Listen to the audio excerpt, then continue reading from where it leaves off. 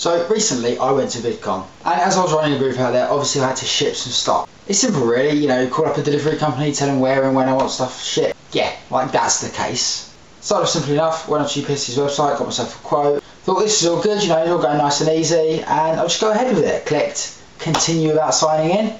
Domestic shipping only. Calm down, I thought, you know, it's really stupid to put an option on there that you can't use. You know, it's not a massive problem, so I signed up, answered all their stupid questions which they didn't actually take off my quote, I had to put in again. And once I've repeated what I just did, I was all ready. Oh, you need an account number? Well, why don't you tell me this at the beginning? It's like, are you kidding me? Why not check my account, see that I don't have an account number, think, oh yeah, well he'll need an account number for this process. We'll tell them that at the start. Do you have an account number, yes or no? No, oh you can't continue. Yes, oh here it is, put it in here and you can continue.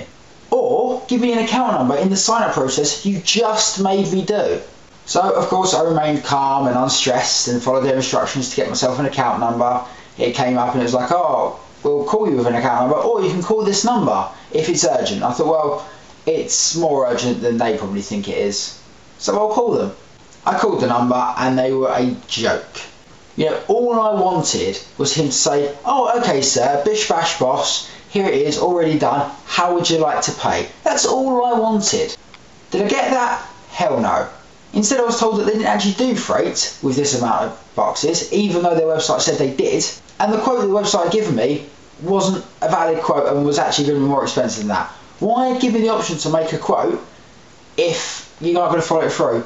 And if your website offers freight, why can't you over the phone? Surely you're using the same website as me. You must be, it's UPS. It's a standardised website. Eventually, after some discussions, he put me through to another number and I called them up and they were like, oh, we don't deal with freight and we don't deal with UPS. They didn't actually seem to know how UPS had their number. I was given a number by UPS for a company that was nothing to do with UPS. Why? Not wanting to deal with the idiot from the first time, I just went into town, went to places called mailboxes, etc. And they literally went, oh, what have you got? Here's how much it will cost. They didn't baffle me with like 4 different similar sounding shipping methods and tell me, oh, it's not possible. They just did it. You see, VidCon ended and I had to ship stock back. Now, I didn't want to go through UPS's website because I don't have an account number. And I didn't want to call them up because I'd already experienced that. I saw in the hotel they had like a little room, it was like a shipping office thing, and I thought, brilliant, I've just had a great experience with mailboxes, etc. and now I can go have a great experience in the hotel. I could avoid all the annoyance and just deal with the person. So first off, they wanted to charge $5,000 to ship these boxes back. $5,000. I could literally fly there and back 4 times and take the stock back with me in suitcases and have 4 American holidays for the price they want you to charge to send this back. How? Why? So I told him this, I told him it was a joke of a price, and he was like, oh, if you go down a few blocks, go to FedEx and you get a quote off them. Yeah, that's right, I'm just a random guy from England who's a guest in your hotel, but I'll wander around the blocks looking for FedEx in the hope they'll give me a cheaper price than you.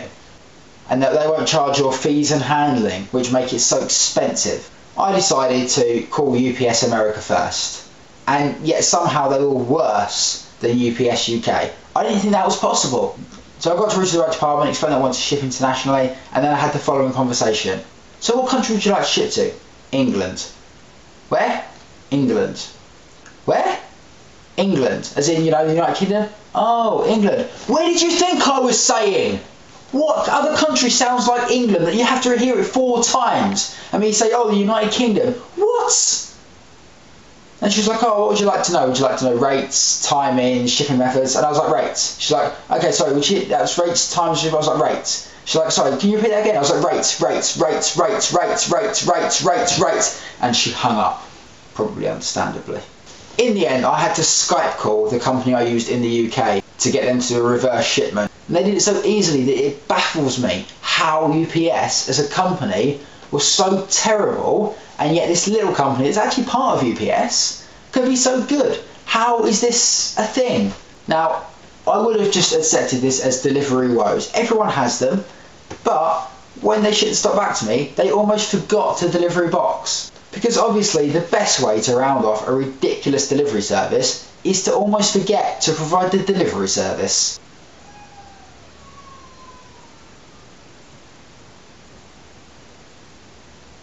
I think I've made a baby cry.